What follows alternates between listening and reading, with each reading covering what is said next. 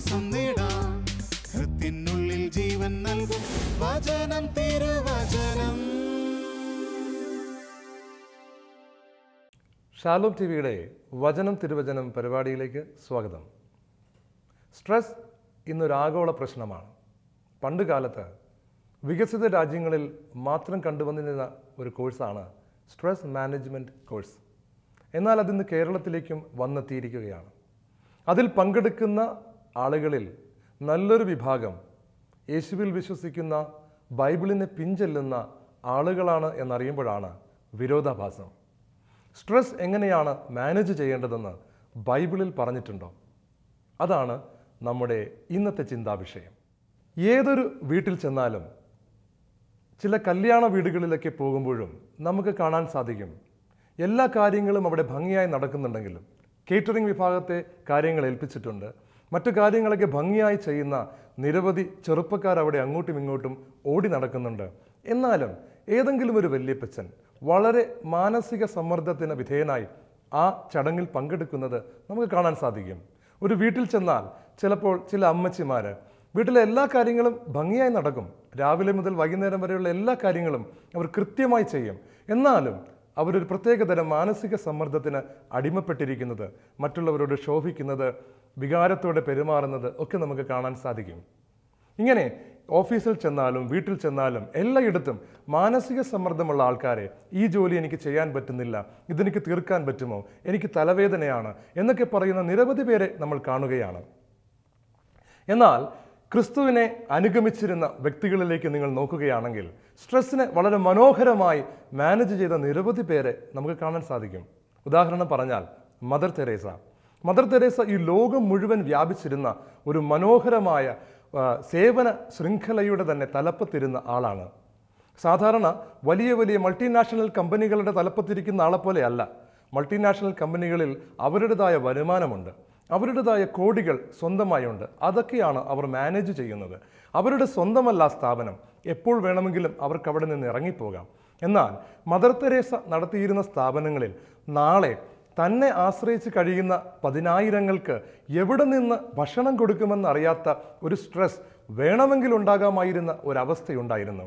എന്നാൽ മദർ തെരേസയെ കണ്ടിട്ടുള്ളവർക്കറിയാം, പണ്ട് mother Teresa നടന്നിരുന്നപ്പോൾ എടുത്ത വീഡിയോസ് കണ്ടാൽ നമുക്ക് ഇപ്പോഴും അറിയാം, അമ്മയുടെ മുഖത്ത് ഒരിക്കലും ഒരു സ്ട്രെസ് കാണാൻ സാധിക്കുമായിരുന്നില്ല. എന്നാൽ സ്ട്രെസ്സിന് വിപരീതമായ മനോഹരമായ ഒരു പുഞ്ചിരി മദർ തെരേസയുടെ മുഖത്ത് എപ്പോഴും ഉണ്ടായിരുന്നു. ഈ ലോകത്ത് യുവജനങ്ങൾക്ക് വേണ്ടി നിരവധി പ്രവൃത്തികൾ തുടങ്ങിവെച്ച ഒരു വലിയ വിശുദ്ധനാണ് ഡോൺ ബോസ്കോ സ്കൂളുകളെക്കുറിച്ച് കേൾക്കാത്തവരില്ല. സലേഷ്യൻ ഫാദേഴ്സിനെ കാണാത്തവരും കുറവായിരിക്കും. ലോകം മുഴുവൻ പടർന്നു പന്തലിച്ച ഈ മഹത്തായ ശുശ്രൂഷ തുടങ്ങിവെച്ച ഡോൺ ബോസ്കോയും ഇതുപോലെ തന്നെ ദൈവത്തിൽ ആശ്രയിക്കുന്ന ഒരു ശുശ്രൂഷയാണ് തുടങ്ങിവെച്ചത്. എന്നാൽ ഡോൺ ബോസ്കോയുടെ ജീവിതത്തെക്കുറിച്ച് പറയുന്നത്, തൊട്ടടുത്ത് ഒരു ഇടിവെട്ടിയാൽ പോലും അസ്വസ്ഥമാകാത്ത ശാന്തമായ മനസ്സായിരുന്നു അദ്ദേഹത്തിൻ്റെതെന്നാണ്. ബൈബിളിലേക്ക് നോക്കിയാൽ ഒരു മനോഹരമായ കഥാപാത്രത്തെ കാണാം. ഉത്ഥിതനായ യേശുവിനെ കണ്ടതിന് ശേഷം ജയിലിൽ അടയ്ക്കപ്പെടുന്ന പത്രോസ്. സാധാരണ ആ ദേശത്ത് ഇങ്ങനെ ഒരു അവസ്ഥയിൽ ഒരാൾ ജയിലിൽ അടയ്ക്കപ്പെട്ടാൽ, നമുക്കറിയാം യേശു ജീവിച്ചിരുന്ന കാലത്ത് ജയിലിൽ അടയ്ക്കപ്പെടാതിരിക്കാൻ വേണ്ടി സ്ട്രെസ്ഡായി ആളുകളുടെ മുമ്പിൽ നിന്ന് ഓടിക്കളഞ്ഞ ഒരാളാണ് പത്രോസ്. എന്നാൽ ഉത്ഥിതനായ ക്രിസ്തുവിനെ, അവൻ്റെ രക്ഷാകരമായ ശക്തിയെ, ദിവ്യ രഹസ്യങ്ങളെ മനസ്സിലാക്കിയ പത്രോസ് പിന്നീടൊരിക്കൽ ജയിലറകളിലേക്ക് നയിക്കപ്പെട്ട സമയങ്ങളിൽ നമ്മൾ ബൈബിളിൽ കാണുന്ന ഒരു സംഭവം, അദ്ദേഹം ജയിലിനുള്ളിൽ കിടന്ന് ശാന്തമായി ഉറങ്ങി എന്നുള്ളതാണ്. ഒരു ശിശുവിനെ പോലെ, ഒരു കുഞ്ഞു വാവയെപ്പോലെ ഉറങ്ങുന്ന അദ്ദേഹത്തിൻ്റെ മുഖത്ത് സ്ട്രെസ് ഉണ്ടായിരുന്നില്ല. പ്രിയമുള്ളവരെ, ഇങ്ങനെ നമ്മൾ ബൈബിളിൽ നോക്കുമ്പോൾ, ബൈബിളിനെ പിന്തുടർന്ന ആളുകളെ നോക്കുമ്പോൾ സ്ട്രെസ് ഫ്രീ ആയ ഒരു വ്യക്തിത്വമാണ് എല്ലാവരിലും കാണുവാൻ സാധിക്കുന്നത്.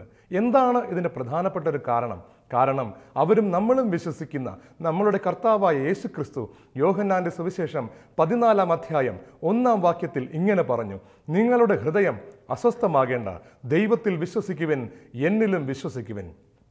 ഹൃദയം അസ്വസ്ഥമാകാതിരിക്കുന്ന ഒരവസ്ഥയാണ് സ്ട്രെസ് ഫ്രീ എന്ന് പറയുന്നത്. കർത്താവ് നമ്മളോട് പറഞ്ഞത്, നിങ്ങൾ ഒരു തരത്തിലും മാനസിക സമ്മർദ്ദത്തിന് വിധേയപ്പെടരുത് എന്നാണ്.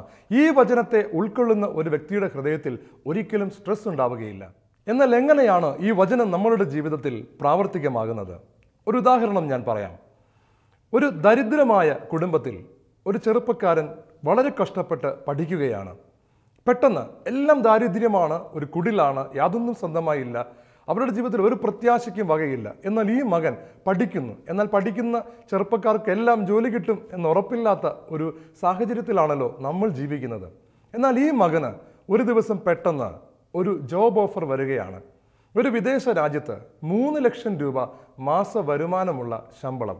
1 മാസം കഴിഞ്ഞ് ആ രാജ്യത്തേക്ക് അദ്ദേഹം പോകണം. അത് കഴിഞ്ഞാൽ അദ്ദേഹത്തിന് ജോലിയിൽ പ്രവേശിക്കാം. അങ്ങനെ ജോലിക്ക് പോകേണ്ട ദിവസത്തെക്കുറിച്ചുള്ള കൃത്യമായ ഇൻഫർമേഷൻ അദ്ദേഹത്തിൻ്റെ വീട്ടിൽ വന്നു. അദ്ദേഹം അത് മാതാപിതാക്കളോട് പറഞ്ഞു. ഈ ഇൻഫർമേഷൻ വരുന്നതിന് തൊട്ട് മുമ്പ് വരെ ആ മാതാപിതാക്കളുടെയും ആ മകൻ്റെയും ജീവിതം വളരെയധികം മാനസിക സമ്മർദ്ദമുള്ള ഒരു ജീവിതമായിരുന്നു. ആ മകന് താഴെയായി 2-3 പെൺകുട്ടികളുണ്ട്. ഇവരെ എങ്ങനെ വളർത്തിക്കൊണ്ടുവരണമെന്ന ഉത്കണ്ഠ ഈ മാതാപിതാക്കൾക്കുണ്ട്. അങ്ങനെ മൊത്തത്തിൽ ഉത്കണ്ഠ നിറഞ്ഞ സമ്മർദ്ദമുള്ള ആ ഭവനത്തിൽ ഈ ഒരു കത്ത് വന്ന ഉടൻ തന്നെ എല്ലാവരുടെയും മുഖത്തെ പുഞ്ചിരി വരികയാണ്. പിറ്റേ ദിവസം ഈ അപ്പൻ പുറത്തേക്ക് ഇറങ്ങുമ്പോൾ അദ്ദേഹം വളരെ സന്തോഷഭരിതനാണ്. നിങ്ങൾ നോക്കണം, അദ്ദേഹത്തിൻ്റെ ജീവിതത്തിലെ സാഹചര്യമൊന്നും മാറിയിട്ടില്ല, അദ്ദേഹത്തിൻ്റെ കുടുംബത്തിലെ അവസ്ഥയും മാറിയിട്ടില്ല. മകന് ഒരു ഓഫർ ലെറ്റർ വന്നിട്ടേ ഉള്ളൂ. നിനക്ക് ഞങ്ങൾ ജോലി തരാം, ഇത്ര ലക്ഷം രൂപ തരാം. ഈ ഓഫർ ലെറ്ററിൻ്റെ മേലുള്ള ഒറ്റ വിശ്വാസം നിമിത്തം ആ വീട്ടിലെ സകല വ്യക്തികളും സമാധാനത്തിലാകുന്നത് നിങ്ങൾ മനസ്സിലാക്കണം. ഒരു പെൺകുട്ടി വളരെ അസ്വസ്ഥമായി നടക്കുകയാണ്. അവളും ദാരിദ്ര്യമുള്ള ഇതുപോലൊരു ഭവനത്തിലാണ്. അങ്ങനെ അവളുടെ കുടുംബത്തിലുള്ളവരും അവളെക്കുറിച്ച് ഉത്കണ്ഠയാണ്. കാരണം അവളുടെ അപ്പൻ രോഗിയാണ്, അമ്മ അസ്വസ്ഥതകൾ നിറഞ്ഞൊരു വ്യക്തിയാണ്. ഇങ്ങനെ അസ്വസ്ഥതകൾ നിറഞ്ഞ ആ കുടുംബാന്തരീക്ഷത്തിൽ വിവാഹം എങ്ങനെ നടക്കുമെന്ന് പോലും അറിയാതെ സൗന്ദര്യമുള്ള സൽസ്വഭാവമുള്ള ഈ ഒരു പെൺകുട്ടി, അങ്ങനെ ദാരിദ്ര്യം നിറഞ്ഞ അസ്വസ്ഥതകൾ നിറഞ്ഞ ഈ കുടുംബത്തിൽ സൽസ്വഭാവമുള്ള ഒരു പെൺകുട്ടി, ദൈവഭക്തിയുള്ള ഒരു പെൺകുട്ടി, എന്നാൽ മറ്റൊരു ആശയ്ക്കും വകയില്ലാത്തൊരു പെൺകുട്ടി, വളരെ സ്ട്രെസ്ഡായ ഒരു ജീവിതം നയിക്കാൻ വിധിക്കപ്പെട്ട ഒരു പെൺകുട്ടി എല്ലാ ദിവസവും പള്ളിയിൽ പോകുന്നു. ഇങ്ങനെ പള്ളിയിൽ പോകുന്ന ഈ പെൺകുട്ടിയെക്കുറിച്ച് അറിയാമായിരുന്ന ഒരു നാട്ടിലെ ചെറുപ്പക്കാരൻ, ധനാഢ്യനായ ഒരു മനുഷ്യൻ്റെ മകൻ, അടുത്ത കാലത്ത് IAS പരീക്ഷ പാസ്സായി ട്രെയിനിങ് കഴിഞ്ഞ് തിരിച്ച് നാട്ടിൽ വന്നപ്പോൾ അദ്ദേഹത്തിൻ്റെ വീട്ടിൽ നിന്ന് അപ്പനുമായി ഈ പെൺകുട്ടിയുടെ വീട്ടിൽ വരികയാണ്. അദ്ദേഹം പറയുകയാണ്, നിങ്ങളുടെ മകളെ എനിക്കിഷ്ടപ്പെട്ടു, നിങ്ങളുടെ മകളെ വിവാഹം കഴിക്കാൻ എനിക്ക് ആഗ്രഹമുണ്ട്, എൻ്റെ അപ്പനാണ് എൻ്റെ കൂടെ ഉള്ളത്, ഈ മകളെ നിങ്ങൾ എനിക്ക് കെട്ടിച്ചു തന്നാൽ നിങ്ങളുടെ ജീവിതത്തിലെ മറ്റെല്ലാ കാര്യങ്ങളും ഞാൻ നോക്കിക്കൊള്ളാം, നിങ്ങളുടെ സാമ്പത്തിക പ്രശ്നങ്ങൾ ഒന്നും നിങ്ങളിപ്പോൾ പരിഗണിക്കരുത്, നിങ്ങൾക്ക് ഇതിലൊരു അപകർഷതാബോധം തോന്നരുത്, ഇവളെ സ്നേഹിക്കുന്നത് പോലെ ഞാൻ നിങ്ങളെയും സ്നേഹിക്കുന്നു, എൻ്റെ അപ്പനെയും അമ്മയെയും പോലെ നിങ്ങളെ കണ്ടുകൊള്ളാം എന്നൊക്കെ പറഞ്ഞൊരു വിവാഹ വാഗ്ദാനം നൽകുകയാണ്. 6 മാസം കഴിഞ്ഞ് കല്യാണം എന്ന് പറഞ്ഞ് അവനും അപ്പനും ആ വീട്ടിൽ നിന്ന് ഇറങ്ങിപ്പോവുകയാണ്. നിങ്ങൾ ഓർക്കണം, അവരിറങ്ങിപ്പോകുന്ന അടുത്ത ദിവസം മുതൽ ആ വീട്ടിൽ മുഴുവൻ സന്തോഷമാണ്, സമാധാനമാണ്. അവരുടെ ഉത്കണ്ഠകൾ മുഴുവൻ മാറിപ്പോയിരിക്കുകയാണ്. കാരണം എന്താണ്? അവരുടെ വീട്ടിൽ ഒരാൾ വന്ന് ഒരു വാക്ക് പറയുകയാണ്, ഞാൻ നിങ്ങളുടെ മകളെ നോക്കിക്കൊള്ളാം, നിങ്ങളുടെ ജീവിതം മുഴുവൻ നോക്കിക്കൊള്ളാം. ഇങ്ങനെ ഒരു സാഹചര്യം നമ്മുടെ ജീവിതത്തിൽ ഉണ്ടായാലും നമ്മളുടെ ഹൃദയത്തിൽ നിന്ന് അപ്പോൾ തന്നെ അസ്വസ്ഥത മാറിപ്പോകും. എന്നാൽ എന്തുകൊണ്ടാണ് കർത്താവായ യേശു ക്രിസ്തുവിൽ വിശ്വസിക്കുന്ന നമ്മൾ യോഹന്നാൻ 14:1 യേശു നമ്മളോട് പറഞ്ഞ നിങ്ങളുടെ ഹൃദയം അസ്വസ്ഥമാകേണ്ട, ദൈവത്തിൽ വിശ്വസിക്കുവിൻ, എന്നിലും വിശ്വസിക്കുവിൻ എന്ന് പറഞ്ഞ അതിശക്തമായ വചനം കേട്ടിട്ടും വീണ്ടും അസ്വസ്ഥതയോടെ ജീവിക്കുന്നത്? പ്രിയമുള്ളവരെ, കർത്താവിൻ്റെ വചനത്തിൽ വിശ്വാസമുണ്ടെങ്കിൽ എങ്ങനെ അസ്വസ്ഥതകളിൽ നിന്ന് മാറിപ്പോകാമെന്ന് ബൈബിൾ പഠിപ്പിക്കുന്ന 3 കാര്യങ്ങൾ നിങ്ങളെ പഠിപ്പിക്കാനാണ് ഞാൻ ആഗ്രഹിക്കുന്നത്. ജായിറോസിൻ്റെ മകളുടെ ഒരു അനുഭവം നമ്മൾ ബൈബിളിൽ കാണുന്നുണ്ട്. ജായിറോസിൻ്റെ മകൾ രോഗാതുരയായി കിടക്കുന്ന സമയത്ത് യേശു ക്രിസ്തുവിൻ്റെ പക്കലേക്ക് ജായിറോസ് ഓടി വന്ന്, കർത്താവെ, നീ വന്ന് എൻ്റെ മകളെ സുഖപ്പെടുത്തണമെന്ന് പറയുകയും യേശു അവനോടൊപ്പം അവളുടെ വീട്ടിലേക്ക് പോകുന്ന ഒരു സംഭവം നമ്മൾ ബൈബിളിൽ കാണുന്നു. ജായിറോസിൻ്റെ സംഭവം നമ്മൾ ബൈബിളിൽ വായിക്കുന്നുണ്ട്. ജായിറോസിൻ്റെ മകൾ മരിക്കാറായി കിടക്കുന്നു.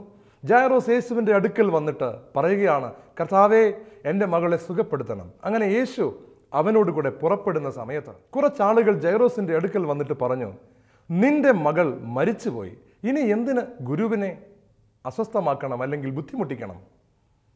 ഇത് മനുഷ്യർ പറഞ്ഞ ശബ്ദമാണ്. ജായിറോസ് അത് കേട്ടു. അത് കേട്ട ഉടനെ ജായിറോസിന്റെ മനസ്സിലെ എല്ലാ പ്രത്യാശയും പോകാൻ സാധ്യതയുണ്ട്, സമ്മർദ്ദം വരാൻ സാധ്യതയുണ്ട്. എന്നാൽ അതേസമയം യേശു ജായിറോസിന്റെ നേരെ തിരിഞ്ഞിട്ട് പറഞ്ഞു, ഭയപ്പെടേണ്ട, വിശ്വസിക്കുക മാത്രം ചെയ്യുക. പ്രിയമുള്ളവരെ, ഒരേ സമയം ഒരു മനുഷ്യൻ 2 പേരുടെ വാക്കുകൾ കേൾക്കുകയാണ്. അപ്പുറത്തുള്ളവർ എണ്ണത്തിൽ കൂടുതലാണ്. അവർ ജായിറോസിനോട് പറയുന്നത്, ഇനി ഈ യേശുവിന് ഒന്നും പ്രവർത്തിക്കാൻ സാധിക്കുകയില്ല, ഇനി ഈ യേശു നിന്റെ മകൾക്ക് വേണ്ടി ഒന്നും ചെയ്തിട്ട് കാര്യമില്ല, അതുകൊണ്ട് അവനെ വിളിക്കണ്ട. എന്നാൽ അതേ സമയം തന്നെ യേശു ജായറോസിനോട് പറയുന്നു, ഭയപ്പെടേണ്ട, വിശ്വസിക്കുക മാത്രം ചെയ്യുക. ഇത് കേട്ട ജായറോസ് യേശു പറഞ്ഞ വാക്കിനെ സ്വീകരിക്കുവാനായി തീരുമാനമെടുക്കുകയാണ്. മനുഷ്യരുടെ വാക്ക് തള്ളിക്കളഞ്ഞുകൊണ്ട് അവൻ യേശുവിനെയും കൊണ്ട് വീട്ടിലേക്ക് വരികയാണ്. പ്രിയമുള്ളവരെ, സ്ട്രെസ് ഫ്രീ ആയ ഒരു ജീവിതം നയിക്കുന്ന വിശ്വാസിയായി തീരണമെന്ന് നിനക്ക് ആഗ്രഹമുണ്ടെങ്കിൽ നീ തിരഞ്ഞെടുക്കേണ്ട ഒന്നാമത്തെ മാർഗം ഇതാണ്. മനുഷ്യരുടെ വാക്കുകളെ ശ്രദ്ധിക്കാതെ യേശു ആ സാഹചര്യത്തിൽ നിന്നോട് എന്താണ് പറയുന്നതെന്ന് ഒന്ന് ശ്രദ്ധിക്കുക. നിന്റെ ജീവിത സാഹചര്യത്തിൽ നൂറുകണക്കിന് ആളുകൾ നിന്നോട് പലതും പറയും. നിന്റെ ഓഫീസിൽ പലരും പലതും പറയും. ഈ ജോലി ഇത്രയും ഭാരപ്പെട്ടാൽ ഞാൻ എങ്ങനെ ചെയ്യും, നീ എങ്ങനെ ചെയ്യും, ഇത് ശരിയല്ല, അത് ശരിയല്ല എന്നൊക്കെ പറയുമ്പോൾ യേശു നിന്റെ ചെവിയിൽ ഒരു കാര്യം തീർച്ചയായും പറയാൻ സാധ്യതയുണ്ട്. ഈ ജോലിയെ നീ എങ്ങനെ കാണണം, അല്ലെങ്കിൽ ഈ സാഹചര്യത്തെ നീ എങ്ങനെ നേരിടണം. ഇതിനെ ഒരു കുരിശായി കണ്ട് സന്തോഷത്തോടെ നിന്റെ ജീവിതത്തിൽ ഇതിനെ ആനന്ദകരമായ ഒരു അനുഭവമാക്കി മാറ്റുന്ന മനോഭാവത്തോടെ സ്വീകരിക്കാൻ തയ്യാറാകുമെങ്കിൽ നിന്റെ ജീവിതം ഒരു ഉത്ഥാനത്തിന് തുല്യമായ സന്തോഷത്തിലേക്ക് കടന്നു വരുമെന്ന് യേശു പറയുന്നുണ്ടോ? അല്ലെങ്കിൽ വിശ്വസിക്കുക മാത്രം ചെയ്താൽ മതി, ഞാൻ പ്രവർത്തിക്കാൻ പോകുകയാണ് എന്ന് യേശു പറയുന്നുണ്ടോ? കാത്തിരിക്കുക, എൻ്റെ പ്രവൃത്തി നിനക്ക് കാണാൻ സാധിക്കുമെന്ന് യേശു പറയുന്നുണ്ടോ? ഇത് നീ ഒന്ന് ശ്രദ്ധിക്കണം. മനുഷ്യരുടെ വാക്കുകൾ കേട്ട് നിന്റെ ഹൃദയം അസ്വസ്ഥമാവരുത്. രണ്ടാമത് നമ്മൾ കാണുന്നത് യേശുവിൻ്റെ ചില പ്രവൃത്തികളാണ്. യേശു ഇത് കണ്ട് വളരെ സീരിയസ് ആകുന്നതായിട്ട് നമ്മൾ കാണുകയാണ്, ആളുകളുടെ ഈ സംസാരം. കാരണം യേശുവിനറിയാം ജായറോസിന് വിശ്വാസമുണ്ട്. അങ്ങനെ യേശു ജായറോസിൻ്റെ വീട്ടിലേക്ക് വരുന്ന സമയത്ത് അവിടെ ഇരിക്കുന്ന ആളുകളൊക്കെ കരയുകയാണ്. കരയുന്നവർ പറയുന്നത് ഈ മകൾ മരിച്ചു പോയി എന്നാണ്. എന്നാൽ യേശുവിന് ഒരു പ്രത്യേകതയുണ്ട്. യേശുവിൻ്റെ പ്രത്യേകത നമ്മൾ സ്വീകരിക്കേണ്ടതാണ്. കഴിഞ്ഞു, തീർന്നു, ഞാൻ അവസാനിക്കുകയാണ് എന്ന് തോന്നുന്ന സ്ഥലത്താണ് യേശു നിൽക്കുന്നത്. എന്നാൽ യേശു ജായറോസിനോട് പറയുന്നത്, ഇപ്പോൾ നീ അങ്ങനെയല്ല കാണേണ്ടത്. യേശു അവിടെ ഇരിക്കുന്ന ആൾക്കാരെ ശാസിച്ചുകൊണ്ട് ജായറോസിനെ ധൈര്യപ്പെടുത്താൻ വേണ്ടി അവരോട് ചോദിച്ചു, നിങ്ങൾ എന്തിനാണ് കരയുന്നത്? അവൾ മരിച്ചിട്ടില്ല, അവൾ ഉറങ്ങുകയാണ്. പ്രിയമുള്ളവരെ, കർത്താവ് പറയുന്നത് മനുഷ്യർ പറയുന്നത് പോലെ അല്ല. നോക്കുക, നിങ്ങളുടെ സിറ്റുവേഷൻ തീർന്നുവെന്നാണ് മനുഷ്യർ പറയുന്നതെങ്കിൽ കർത്താവ് പറയുന്നത് അങ്ങനെയല്ല. അത് ഉണരാൻ വേണ്ടിയുള്ള ഒരു തീർപ്പാണ് എന്നാണ്, കിടപ്പാണ് എന്നാണ്, അത് ഉറങ്ങുന്നതിന് തുല്യമാണെന്നാണ്. അതുകൊണ്ട് നിന്റെ ജീവിതം അവസാനിച്ചു പോയിട്ടില്ല. നിന്റെ കർത്താവ് പ്രത്യാശയുടെ ഒരു വാക്ക് നിന്നോട് പറയുന്നുണ്ട്. അത് നിനക്ക് കേൾക്കാൻ സാധിക്കുന്നുണ്ടോ എന്നതാണ് ഏറ്റവും പ്രധാനപ്പെട്ട പ്രശ്നം. കർത്താവ് അവിടെ ചെയ്യുന്നത് എന്താണെന്ന് അറിയാമോ? ഈ നെഗറ്റീവായിട്ട് പറയുന്ന ആളുകളെ മുഴുവൻ മാറ്റി, എന്നിട്ട് തന്നോടൊപ്പം നിൽക്കുന്ന തൻ്റെ പ്രിയപ്പെട്ട 3 ശിഷ്യന്മാർ പത്രോസ്, യാക്കോബ്, യോഹന്നാൻ, അവരെ മാത്രം തൻ്റെ കൂടെ ചേർത്തുകൊണ്ട് അകത്തേക്ക് പോവുകയാണ്. ബാക്കി ആരെയും അവൻ സമ്മതിക്കുന്നില്ല. നിന്റെ ജീവിതത്തിൽ ഇതുപോലെ നിന്റെ കാതുകളിൽ വന്ന് ദൈവത്തിൻ്റെ പ്രത്യാശയിൽ നിന്ന് നിന്നെ അകറ്റുന്ന കാര്യങ്ങൾ പറയുന്ന നിരവധി വ്യക്തികൾ, അവരിൽ ഒഴിവാക്കാൻ പറ്റുന്നവരാണെങ്കിൽ അവരിൽ നിന്ന് മാറി നടക്കുന്നത് തന്നെയാണ് നല്ലത്. ചില ബന്ധങ്ങൾ നമുക്ക് ഒഴിവാക്കാൻ പറ്റില്ല. മാതാപിതാക്കളിൽ നിന്ന് നമുക്ക് മാറി നടക്കാൻ പറ്റില്ല. സഹോദരങ്ങളിൽ നിന്ന് നമുക്ക് മാറി നടക്കാൻ പറ്റില്ല. അവരുടെ ഭാഗത്ത് അവരത് പറയുമ്പോൾ അവർക്ക് വിപരീതമായി യേശു പറയുന്ന വാക്കുകളെ നീ ധ്യാനിക്കണമെങ്കിൽ ചില സ്ഥലങ്ങളിൽ നിനക്ക് ഒഴിവാക്കാവുന്ന ചീത്തയായ ബന്ധങ്ങളും സൗഹൃദങ്ങളും ഒക്കെ ഉണ്ടാകും. അവരുടെ അടുത്ത് നിന്ന് നീ മാറി നടക്കുന്നത് തന്നെയാണ് നല്ലത്. അങ്ങനെ ഈ നെഗറ്റീവായിട്ടുള്ള ആളുകൾ പറയുന്ന കാര്യങ്ങൾ, നിന്നെ വിശ്വാസത്തിൽ നിന്നും നിന്റെ പ്രത്യാശയിൽ നിന്നും മാറ്റുന്നവർ പറയുന്ന പരദൂഷണങ്ങൾ, മറ്റുള്ള കാര്യങ്ങൾ, ഇതൊക്കെ നീ പതുക്കെ അതിൽ നിന്ന് പിന്മാറുന്നതിലൂടെ നിനക്ക് ഒഴിവാക്കാൻ സാധിക്കും. എന്നിട്ട് നീ യേശു പറയുന്നതിനെ ശ്രദ്ധിക്കുക. ഇതാണ് രണ്ടാമത്തെ കാര്യം. നെഗറ്റീവ് പറയുന്ന, അവിശ്വാസത്തിൻ്റെ വാക്കുകൾ പറയുന്ന വ്യക്തികളിൽ നിന്ന് മാറി നടക്കാൻ പറ്റുന്ന സാഹചര്യമുണ്ടെങ്കിൽ മാറി നടക്കുക. ഇല്ലെങ്കിൽ അവർ പറയുന്നത് കേൾക്കുമ്പോൾ തന്നെ യേശു പറഞ്ഞ വാക്യം നിന്റെ ഉള്ളിൽ ആവർത്തിക്കുക. യേശു അകത്തേക്ക് കയറി ആ പെൺകുട്ടിയെ ഉയർപ്പിക്കുകയാണ്. ഈ അത്ഭുതകരമായ സംഭവം നടക്കുന്നതിന് മുമ്പ് യേശു ജായറോസിനോട് പറഞ്ഞ 2 കാര്യങ്ങളും ജായറോസ് സ്വീകരിച്ചു എന്നതുകൊണ്ടാണ് അകത്തുവരെ യേശുവിനെ അനുധാവനം ചെയ്യാൻ ജായറോസിന് സാധിച്ചത്. പ്രിയമുള്ളവരെ, ഈ 2 കാര്യങ്ങൾ നമ്മൾ പൂർണ്ണമായും നമ്മുടെ ഹൃദയത്തിൽ സ്വീകരിക്കുക. മൂന്നാമത്തെ കാര്യം, അതാണ് ഏറ്റവും പ്രധാനപ്പെട്ട കാര്യം. മാർക്കോസിന്റെ സുവിശേഷം 10-ാം അധ്യായം 29-ാം വാക്യം ഈശോ ഇങ്ങനെ പറയുകയാണ്, എന്നെ പ്രതിയും സുവിശേഷത്തെ പ്രതിയും ഭവനത്തെയോ സഹോദരന്മാരെയോ സഹോദരിമാരെയോ മാതാവിനെയോ പിതാവിനെയോ മക്കളെയോ വയലുകളെയോ ത്യജിക്കുന്നവരിൽ ആർക്കും ഈ ലോകത്തിൽ വെച്ച് തന്നെ 100 ഇരട്ടി ലഭിക്കാതിരിക്കുകയില്ല. പ്രിയമുള്ളവരെ, കർത്താവ് ഒരു വലിയ സൂത്രം നമുക്ക് പറഞ്ഞു തരികയാണ്. ഏറ്റവും കൂടുതൽ ഒരാൾ സ്ട്രെസ്ഡ് ആകുന്നത് എപ്പോഴാണെന്ന് അറിയാമോ? ഈ ചുരുങ്ങിയ സമയത്തിനുള്ളിൽ എനിക്കിതെല്ലാം ചെയ്തു തീർക്കാൻ പറ്റില്ല, ഇതെല്ലാം നടപ്പിലാക്കാൻ പറ്റില്ല എന്ന ഒരു പ്രശ്നമാണ് സ്ട്രെസ്സിൻ്റെ ഏറ്റവും പ്രധാനപ്പെട്ട ഒരു കാര്യം. സമയം തീരാൻ പോകുന്നു, ഇതെല്ലാം എങ്ങനെ തീരും? എന്നാൽ കർത്താവ് പറഞ്ഞു തരുന്ന ഒരു സൂത്രം നിങ്ങൾ ശ്രദ്ധിക്കണം. നിങ്ങളുടെ ജീവിതത്തിൽ യേശുവിനെ പ്രതിയും ദൈവരാജ്യത്തെ പ്രതിയും കൃത്യമായ ഒരു സമയം നിങ്ങൾ നീക്കിവെക്കണം. ഒരു ഉദാഹരണം പറഞ്ഞാൽ, 1 മണിക്കൂർ സമയം നിങ്ങൾ യേശുവിനെ പ്രതി നീക്കിവെച്ചാൽ നിങ്ങളുടെ ജീവിതത്തിൽ 100 മണിക്കൂർ സമയം കർത്താവ് നിങ്ങളെ അനുഗ്രഹിക്കേണ്ടിയിരിക്കുന്നു. അത് നിങ്ങളുടെ ആയുസ് കൂട്ടിത്തന്നുകൊണ്ട് ആയിരിക്കുകയില്ലല്ലോ. ആയുസ് കൃത്യമാണ്. അപ്പോൾ 1 മണിക്കൂർ സമയം നിങ്ങൾ കർത്താവിന് വേണ്ടി ചെലവഴിച്ചാൽ കർത്താവ് നിങ്ങൾക്ക് 100 മണിക്കൂർ സമയത്തെ കൃപയാണ് നൽകാൻ പോകുന്നത്. അതായത് 1 മണിക്കൂർ കർത്താവിന് വേണ്ടി മാറ്റിവെച്ചയാളുടെ 100 മണിക്കൂർ അധ്വാനത്തിൻ്റെ മേൽ ദൈവത്തിൻ്റെ പ്രത്യേകമായ ഇടപെടലുണ്ടാകും. അങ്ങനെ വരുമ്പോൾ ചുരുങ്ങിയ സമയം കൊണ്ട് നിങ്ങൾക്ക് പല കാര്യങ്ങളും ചെയ്യുവാൻ സാധിക്കുന്ന ഒരു വലിയ കൃപ കണ്ടുവരും. പ്രിയമുള്ളവരെ, എല്ലാ വിശുദ്ധരുടെയും ജീവിതം നിങ്ങൾ എടുത്തു നോക്കിക്കൊള്ളൂ. അവരുടെ എല്ലാം ജീവിതത്തിൽ ചുരുങ്ങിയ സമയം കൊണ്ട് ഒരുപാട് കാര്യങ്ങൾ ചെയ്തിട്ട് പോയവരാണ് അവർ. എങ്ങനെയാണ് അവർക്ക് അങ്ങനെ ചെയ്യാൻ സാധിച്ചത്? മദർ തെരേസ ചെയ്ത ആ വൻ കാര്യങ്ങൾ നിങ്ങൾ ഓർക്കണം. ഒരു സാധാരണ സ്ത്രീയാണ്. ഇത്രയും വലിയ പ്രസ്ഥാനങ്ങൾ മാനേജ് ചെയ്ത, വലിയ സംഭവങ്ങൾ മുന്നോട്ട് കൊണ്ടുപോയ ഈ സാധാരണ വ്യക്തികൾക്ക് കർത്താവ് ഈ സഹായം നൽകിയെങ്കിൽ സാധാരണ ഒരു കൊച്ചു കുടുംബത്തെ നോക്കിക്കൊണ്ടു പോകുന്ന നിങ്ങളെ കർത്താവിന് സഹായിക്കാനാവത്തില്ലെന്നാണോ നിങ്ങൾ വിചാരിക്കുന്നത്? ഒരു കുഞ്ഞു കുടുംബത്തിൻ്റെ അല്ലെങ്കിൽ ഒരു കുഞ്ഞു മൂവ്മെൻറ്റിൻ്റെ, ഒരു കുഞ്ഞു ഗ്രൂപ്പിൻ്റെ പ്രശ്നങ്ങൾ ഡീൽ ചെയ്യുന്ന ഒരു വ്യക്തിയാണ് നിങ്ങളെങ്കിൽ വലിയ വലിയ കാര്യങ്ങൾ ഡീൽ ചെയ്യാൻ കർത്താവ് അവരെ അനുഗ്രഹിച്ച രീതികൾ ഒന്ന് നോക്കുക. അവരുടെ സമയം, മദർ തെരേസ ഒരു ദിവസം കൃത്യമായി 1 മണിക്കൂർ ആരാധനയുടെ മുമ്പിൽ ഇരിക്കുമായിരുന്നു. മദർ തെരേസയുടെ ജീവിതത്തിലെ സമയമെടുത്താൽ 4 മണിക്കൂറിലധികം സമയം പ്രാർത്ഥനയിൽ ചിലവഴിക്കുമായിരുന്നു എന്നുമാണ് പറയുന്നത്. വളരെ തിരക്കുള്ളൊരു വ്യക്തി 4 മണിക്കൂർ സമയം യേശുവിൻ്റെ കൂടെ ഇരുന്നതിൻ്റെ പിന്നിൽ ഒരു വലിയ സൂത്രമുണ്ട്. പ്രിയമുള്ളവരെ, 400 മണിക്കൂറിൻ്റെ കൃപാവരം കർത്താവിൽ നിന്ന് പിടിച്ചെടുക്കാനാണ് 4 മണിക്കൂർ കർത്താവിൻ്റെ സന്നിധിയിൽ ഇരിക്കുന്ന മദർ തെരേസയുടെ സൂത്രം. ഈ സൂത്രം നമ്മുടെ ജീവിതത്തിൽ ഒന്ന് പ്രാവർത്തികമാക്കണം. നിങ്ങൾ വിചാരിക്കുക, എനിക്ക് സമയമില്ലാത്തത് കൊണ്ട് എനിക്ക് കർത്താവിൻ്റെ കൂടെ ഇന്നിരിക്കേണ്ട. അത് തെറ്റാണ്. നിങ്ങളുടെ പ്രഭാതത്തിൽ നിങ്ങൾ എഴുന്നേറ്റാൽ നിങ്ങൾ ഒരല്പസമയം കർത്താവിന് വേണ്ടി മാറ്റിവെക്കുമെന്ന് തീരുമാനിച്ച് നോക്കിക്കേ. ആ ദിവസത്തെ മുഴുവൻ പ്രവൃത്തികളെയും കർത്താവിന് സമർപ്പിച്ച് നോക്കിക്കേ. കർത്താവിൻ്റെ കൂടെ ഇരിക്കുന്ന ആ സമയം, കുർബാനയ്ക്ക് പോകുന്ന ആ സമയം, ഇതെല്ലാം കർത്താവ് കണക്ക് കൂട്ടിക്കൊണ്ട് കർത്താവ് ആ ദിവസത്തിലെ മുഴുവൻ പ്രവർത്തനങ്ങളിലും നിങ്ങൾക്ക് കൃപ നൽകുന്നത്, നിങ്ങളുടെ പ്രവർത്തനങ്ങളുടെ മേൽ വിജയത്തിൻ്റെ കൃപ വർഷിക്കുന്നത് നിങ്ങൾക്ക് കാണാൻ സാധിക്കും. കർത്താവ് നിങ്ങളുടെ കൂടെ നടക്കുന്നത് നിങ്ങൾക്ക് കാണാൻ സാധിക്കും. എന്തുകൊണ്ടാണെന്നോ, നിങ്ങൾ കർത്താവിൻ്റെ കൂടെ പോയിരുന്നു. നിങ്ങൾ കർത്താവിൻ്റെ കൂടെ പോയിരുന്നാൽ നിങ്ങൾ അവിടെ നിന്ന് എഴുന്നേൽക്കുമ്പോൾ കർത്താവ് നിങ്ങളുടെ കൂടെ വരും. സാക്ഷാൽ ക്രിസ്തു ജൈറോസിന്റെ കൂടെ പോയപ്പോൾ അവന്റെ ജീവിതത്തിൽ വലിയ മാറ്റം സംഭവിച്ചതുപോലെ തങ്ങൾക്കുണ്ടായിരുന്ന വള്ളം കർത്താവിന് വേണ്ടി വിട്ടുകൊടുത്തപ്പോൾ ആ വള്ളത്തിനുള്ളിലേക്ക് കയറിയിരുന്ന കർത്താവ് ആ വള്ളം സുവിശേഷം പറയാനായി ഉപയോഗിച്ചത് നിമിത്തം അതിനു മുമ്പ് കഴിഞ്ഞ രാത്രിയിൽ ഒരു രാത്രി മുഴുവൻ അധ്വാനിച്ചിട്ടും ഒന്നും കിട്ടാതിരുന്നതിൻ്റെ സ്ട്രെസ്സിലായിരുന്ന, മാനസിക സമ്മർദ്ദത്തിലായിരുന്ന പത്രോസിന്റെ ജീവിതത്തിലേക്ക് കർത്താവിൻ്റെ കൃപ കടന്നു വന്നതുപോലെ ആ അധ്വാനത്തിൻ്റെ ഫലമായി ഒന്നും കിട്ടാതിരുന്ന പത്രോസ് അപ്പോൾ തന്നെ അവൻ്റെ വള്ളം നിറയെയും മറ്റുള്ളവർക്കും ഉപകാരപ്പെടുന്ന രീതിയിൽ പെരുത്ത മീൻകൂട്ടത്തെ പിടിച്ചതുപോലെ നിങ്ങളുടെ ജീവിതത്തിലെ നിങ്ങളുടെ കുറച്ചു സമയം കർത്താവിനൊന്ന് കയറിയിരിക്കുവാൻ വേണ്ടി, കർത്താവിന് നിങ്ങളോടൊപ്പം ആയിരിക്കുവാൻ വേണ്ടി ഒന്ന് മാറ്റാമോ? എന്നാൽ അതിനുശേഷം നിങ്ങൾ അതുവരെയും നേടിയിട്ടില്ലാത്ത നന്മകൾ നിങ്ങളുടെ ജീവിതത്തിൽ നിസ്സാരമെന്ന കണക്കെ നേടിവരുന്നത് നിങ്ങൾക്ക് കാണുവാൻ സാധിക്കും. പ്രിയമുള്ളവരെ, അപ്പം വർദ്ധിപ്പിക്കുന്ന യേശുവിൻ്റെ അത്ഭുതം നിങ്ങൾക്കറിയാമല്ലോ. അവിടെ ഒരു ബാലന്റെ കയ്യിലാണ് 5 അപ്പവും 2 മീനും ഉണ്ടായിരുന്നത്. ഈ ബാലൻ അവിടെ വന്നത് ഒറ്റയ്ക്കല്ലല്ലോ. ബാലന്റെ കൂടെ അപ്പനും അമ്മയും ഉണ്ടായിരിക്കാനുള്ള എല്ലാ സാധ്യതയുമുണ്ട്. അപ്പോൾ അപ്പനും അമ്മയ്ക്കുമുള്ള ഭക്ഷണം അവരുടെ കയ്യിലില്ലായിരുന്നു. അതാണ് സത്യം. മകന് മാത്രമുള്ള ഭക്ഷണവുമായി അപ്പനും അമ്മയും കടന്നു വരുന്ന സമയത്ത് ഈ മകൻ്റെ ഭക്ഷണം എടുത്ത് യേശുവിന് സമർപ്പിക്കാൻ തയ്യാറായ ആ മാതാപിതാക്കളെ നിങ്ങൾ സമ്മതിക്കണ്ടേ? എന്താണ് സംഭവിച്ചത്?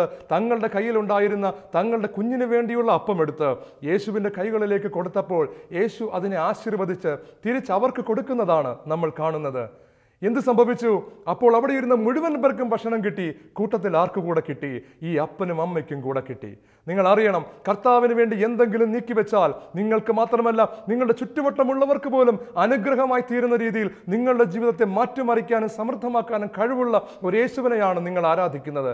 ആ യേശു ഇങ്ങനെ വചനത്തിലൂടെ പറയുകയാണ്. വെളിപാടിൻ്റെ പുസ്തകം 3-ാം അധ്യായം 19-20 വാക്യങ്ങളിൽ കർത്താവ് വ്യക്തമായിട്ട് പറയുന്നു, ഇതാ ഞാൻ വാതിൽക്കൽ വന്ന് മുട്ടുന്നു. ആരെങ്കിലും എൻ്റെ സ്വരം ശ്രവിച്ച് വാതിൽ തുറന്നു തന്നാൽ ഞാൻ അവനോടുകൂടെ അകത്തേക്ക് വരും, അവരോടൊപ്പം ഇരുന്ന് ഭക്ഷണം കഴിക്കും. കർത്താവ് ഇത്രമാത്രം നിന്റെ ജീവിതത്തിലെ പ്രശ്നങ്ങളിൽ നിന്നോടൊപ്പം ആയിരിക്കുവാൻ വേണ്ടി നിന്റെ വാതിൽക്കൽ മുട്ടുകയാണ്. നീ ഒറ്റയ്ക്കിരുന്ന് ഒരു മുറിയിലിരുന്ന് അസ്വസ്ഥപ്പെടുകയാണോ? നീ നിന്റെ ഓഫീസ് റൂമിൽ ഒരു കസേരയിലിരുന്ന് അസ്വസ്ഥതയോടെ നിന്റെ ദുഃഖങ്ങളെല്ലാം കർത്താവിനോട് തുറന്നു പറയാൻ ശ്രമിക്കുകയാണോ? എന്നെ ആര് സഹായിക്കും എന്ന് നീ വിചാരിക്കുകയാണോ? പ്രിയ സുഹൃത്തെ, എനിക്ക് നിന്നോട് പറയാനുള്ളത്, കർത്താവ് നിന്റെ ഹൃദയവാതിൽക്കൽ മുട്ടുന്നുണ്ട്. നിന്റെ ഹൃദയം അസ്വസ്ഥമാണെങ്കിൽ നീ മനസ്സിലാക്കേണ്ട ഒരു കാര്യം, നീ കർത്താവിനെ നിന്റെ ഹൃദയത്തിനകത്ത് കയറ്റിയിട്ടില്ല എന്നത് തന്നെയാണ്. കാരണം കർത്താവിനെ നിന്റെ ഹൃദയത്തിനകത്ത് നീ കയറ്റിയിട്ടുണ്ടെങ്കിൽ നിന്റെ ഹൃദയം അസ്വസ്ഥമാകാൻ അവൻ സമ്മതിക്കില്ല. അതിനാൽ ഇപ്പോൾ ഉറപ്പാണ്, നീ ദൈവത്തിൽ നിന്നുള്ള വിശ്വാസം മാറ്റിവെച്ചുകൊണ്ട് നീ നിന്റെ ലോകത്തിലെ ഒരു കാഴ്ചയുമായി എവിടെയോ ഇരുന്ന് അസ്വസ്ഥമാവുകയാണ്. അഥവാ എവിടെയോ അസ്വസ്ഥതയുള്ളൊരു ഹൃദയവുമായി ഇപ്പോൾ ഇരിക്കുകയാണ്. ഈ വ്യഥ നിറഞ്ഞ ഹൃദയത്തിലേക്ക് കർത്താവിൻ്റെ വചനം കടന്നു വന്നിട്ട് പറയുകയാണ്, പത്രോസിനെ ഞാൻ സഹായിച്ചതുപോലെ, ജായറോസിനെ ഞാൻ സഹായിച്ചതുപോലെ നിന്നെയും സഹായിക്കാൻ ഞാൻ ഒരുക്കമാണ്. എന്നെ പിന്തുടർന്ന മദർ തെരേസയെ, ഡോൺ ബോസ്കോയെ, എന്നെ പിന്തുടർന്ന ഈ ലോകത്തിലെ സകല വിശുദ്ധരെയും ഞാൻ സഹായിച്ചതുപോലെ നിന്നെയും സഹായിക്കുവാൻ ഞാൻ ഒരുക്കമാണ്. നീ ഒരു കാര്യം ചെയ്താൽ മതി, ഞാൻ നിന്റെ അടുക്കൽ വന്ന് നിന്റെ ഹൃദയത്തിൽ മുട്ടുകയാണ്. നിന്നെ സഹായിക്കുവാൻ വേണ്ടി നീ എത്ര പേരെ തിരക്കിപ്പോവുകയാണ്. പ്രിയ സഹോദര, ഇപ്പോൾ ഇന്ന് നിന്റെ പ്രശ്നം പരിഹരിക്കാൻ ഒരു പ്രമുഖ വ്യക്തിയുടെ വീടിന്റെ വാതിൽക്കൽ എല്ലാ ദിവസവും 2 മണിക്കൂർ പോയിരിക്കുക. 1 മാസം പോയിരുന്നാൽ അടുത്ത മാസം നിന്റെ പ്രശ്നം അയാൾ പരിഹരിച്ചു തരുമെന്ന് ആരെങ്കിലും നിന്നോട് പറഞ്ഞാൽ അത് നീ ചെയ്യാതിരിക്കുമോ? എന്നാൽ ഇപ്പോൾ കർത്താവിൻ്റെ സന്നിധിയിൽ 1 മണിക്കൂറെങ്കിലും ഇരിക്കാമോ എന്ന് ചോദിക്കുമ്പോൾ എനിക്ക് സമയമില്ല എന്ന് നീ ചിന്തിക്കുന്നത് എന്തുകൊണ്ടാണ്? കർത്താവ് നിന്റെ ജീവിതത്തിലെ മുഴുവൻ പ്രശ്നങ്ങളെയും പരിഹരിക്കാൻ തയ്യാറാണ്. നീ അവൻ്റെ അടുക്കലേക്ക് പോകണം. അവൻ നിന്റെ അടുക്കൽ ഇപ്പോഴുണ്ട്. നിന്റെ ഹൃദയം അവന് വേണ്ടി നീ തുറന്നു കൊടുക്കണം. അത് നീ ചെയ്താൽ യേശു നിന്നെ പൂർണ്ണമായും അനുഗ്രഹിച്ച് വിടുവിച്ച് എല്ലാവിധ സമ്മർദ്ദങ്ങളിൽ നിന്നും സ്വതന്ത്രമാക്കും. ഇപ്പോൾ നീ ആയിരിക്കുന്ന സ്ഥലത്ത് ഒന്ന് കണ്ണുകൾ അടയ്ക്കാമോ? ഒന്ന് പ്രാർത്ഥിക്കാമോ? കർത്താവായ യേശുവേ, ഈ സമയം എന്നെ കേട്ടുകൊണ്ടിരിക്കുന്ന സകല വ്യക്തികൾക്കും വേണ്ടി ഞാൻ പ്രാർത്ഥിക്കുന്നു. ഈ സ്പീഡ് കൂടിയ ലോകത്തിൻ്റെ പ്രത്യേകതയാണല്ലോ ഈശോയെ മാനസിക സമ്മർദ്ദം. ഈ ലോകത്തിലെ പ്രശ്നങ്ങൾ എങ്ങനെ കൈകാര്യം ചെയ്യണമെന്നറിയാതെ സമ്മർദ്ദത്തിലായിരിക്കുന്ന എൻ്റെ സഹോദരങ്ങളെ മുഴുവൻ ഞാൻ അങ്ങേക്ക് സമർപ്പിക്കുന്നു. കർത്താവെ, ഈ നിമിഷം അങ്ങയുടെ പരിശുദ്ധാത്മാവ് അവരിലേക്ക് ഇറങ്ങി വരട്ടെ. അങ്ങ് അവരുടെ സമീപത്ത് തന്നെ ഉണ്ടെന്ന് അങ്ങ് വ്യക്തമാക്കി കൊടുക്കണമേ. ഇപ്പോൾ ഹൃദയം തുറന്ന് യേശുവേ എൻ്റെ ജീവിതത്തിലേക്ക് വരണമേ എന്ന് വിളിക്കുന്ന സമയത്ത് കർത്താവെ, അവരുടെ പ്രശ്നങ്ങൾ പരിഹരിക്കുവാനായി നീ അവരുടെ ജീവിതത്തിലേക്ക് കടന്നു വരണമേ. കൃത്യമായി ദൈവത്തോട് പ്രാർത്ഥിക്കുക, യേശുവേ എൻ്റെ ജീവിതത്തിലേക്ക് ഇപ്പോൾ തന്നെ കടന്നു വരണമേ. പിതാവിൻ്റെയും പുത്രൻ്റെയും പരിശുദ്ധാത്മാവിൻ്റെയും നാമത്തിൽ ആമേൻ.